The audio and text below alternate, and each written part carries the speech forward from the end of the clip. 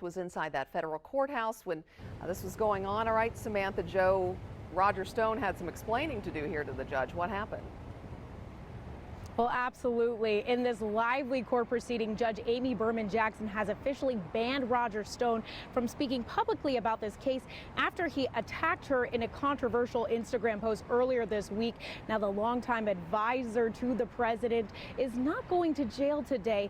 The government attorneys didn't even ask the judge to modify his pretrial release. However, the judge says if Roger Stone should violate this gag order, that she will modify his bond and make sure that he is in jail pending this trial release here.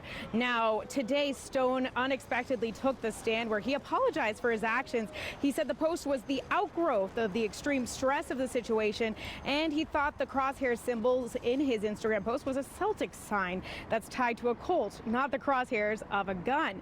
While Stone admitted he posted the photo and wrote the caption, he claimed one of his 5 to 6 volunteers provided the photo. However, he could only name about 4 of these alleged volunteers. Now, ultimately, the judge says she believes Roger Stone's actions were deliberate, and she pointed to his inconsistent statements on the stand today. She said without the modifications of this pretrial release, which, his attorneys, Roger Stone, did not want any modification of these releases, but she said without it, he posed a danger to the public. Holly.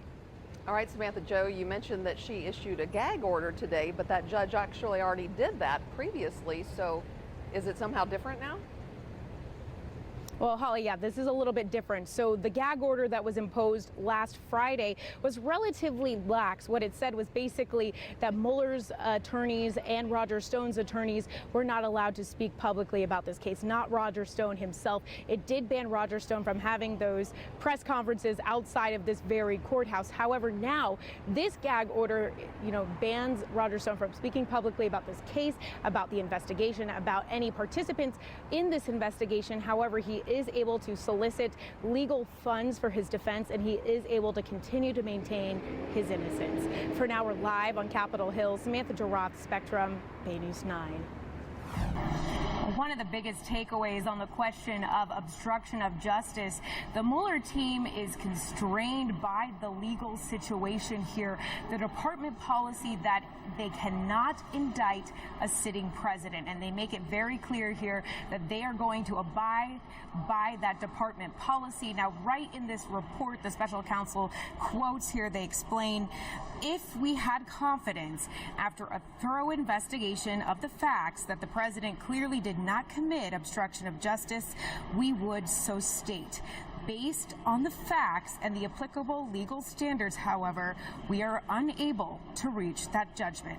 Now, from that point on, they lay out a pretty detailed episodes, essentially times where the president was putting pressure on current and former officials in his administration to do things that maybe they refused to do or felt uncomfortable doing. Specifically mentioned the case of former White House counsel Don McGahn when the president asked him to fire the special counsel. Also mentioned former Attorney General Jeff Sessions, where the president had asked him to get involved in the special counsel's investigation, even though he had already recused himself. So the big question is, why did the special counsel go through all of this evidence to then essentially punt that decision on the question of obstruction of justice over to the Attorney General, who is a figure appointed by the president? Well, the special counsel clearly talks about why it's so important to document everything, have everything when memories are fresh, have clear evidence. And then later in the report, it says if Congress should so decide if they should be able to rule on the question of justice, of obstruction of justice, they should be able to have that opportunity as a co-equal branch of government. So very interesting stuff here. We'll continue to keep digging, bringing you more very soon. Reporting live on Capitol Hill, Samantha-Jo, Spectrum News. This situation has escalated very, very quickly. There are people that have breached the inside of the U.S. Capitol. Protesters somehow were able to get through the front doors, and they are now currently inside the U.S. Capitol right this second. House members were just told that they should be prepared to get low down on their chairs if the House floor is breached, which we've been told is locked. We have members of Congress who are in their offices. The U.S. Capitol Police have put out instructions to all members of Congress as well as Capitol reporters to act as if there is a active shooter.